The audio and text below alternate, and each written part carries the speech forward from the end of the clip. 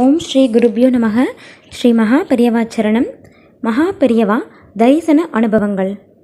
எனக்கு வயசாகிடுத்தோன்னோ நான் கிழவனாயிட்டேன். இந்த குச்சியை எடுத்துட்டு அவ்வளோ தூரம் வர முடியல. நீ தான் என்னை பார்க்க வரணும்.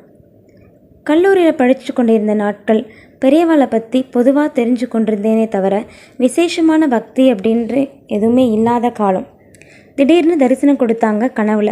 ஏதோ பிரம்ம அப்படின்னு ஒதுக்கி தள்ள முடியல. அடிக்கடி வந்து தரிசனம் கொடுத்தாங்க. இந்த புனித கனவுகளுக்கு ஒரு கௌரவம் கொடுக்க வேணாமா? குருவார விரதம் மேற்கொண்டேன். அது முதல் ஒவ்வொரு வியாழன்லையும் தரிசனம் கிடைக்க ஆரம்பிச்சுது. சந்தோஷமாக இருந்துச்சு. ஆனால் அது நீடிக்கலை. பெரியவா வருவதை நிறுத்தி கொண்டு விட்டார்கள். நான் என்ன தவறு செஞ்சேன்? அன்னைக்கு வியாழக்கிழமை படுக்கையில் உட்கார்ந்து கண்களை மூடிக்கொண்டு பிரார்த்தித்தேன். இன்றைக்காவது தரிசனம் கொடுக்கணும். பெரியவா வரல. ரொம்பவும் ஏக்கமாக தான் இருந்துச்சு. என் பிரார்த்தனையை ஏன் பெரியவா ஏற்றுக்கொள்ளலை?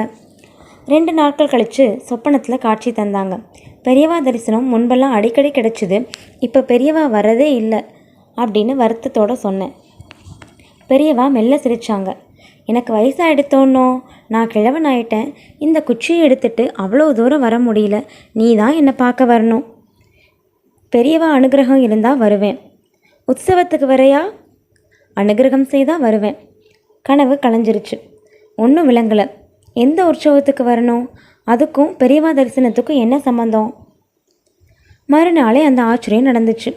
சென்னையில் ஒரு கல்யாணத்துக்கு என் பெரியம்மா போக வேண்டியிருந்துச்சு. துணைக்கு நீ வாயேன். நீ வந்தால் போகிற வழியில் காஞ்சிபுரத்தில் பெரியவாளை தரிசனம் பண்ணிட்டு போகலாம். அடுத்த நிமிஷமே நான் தயாராகிட்டேன்.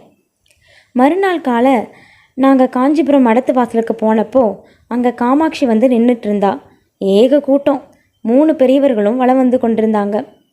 என்ன விசேஷம் இன்னைக்கு அப்படின்னு உள்ளூர் பெண்மணியை கேட்டேன். தெரியாதா உனக்கு? காமாட்சி கோயில் உற்சவம் நடந்துட்டு இருக்குது. எனக்கு எப்படி இருந்திருக்கும் அப்படின்னு சொல்லவே தேவையில்லை. உற்சவத்துக்கு வரையா? வெறும் கனவு அல்ல, தெய்வ சங்கல்பம். இதை எழுதினவர் ஜானா கண்ணன். மூலநூல் மகா பெரியவா தரிசன அனுபவங்கள். பெரியவா வாழ்கிற காலத்தில் நாமும் வாழ்கிறோம் அப்படின்றது தான் எத்தனை பெரிய பாக்கியம்.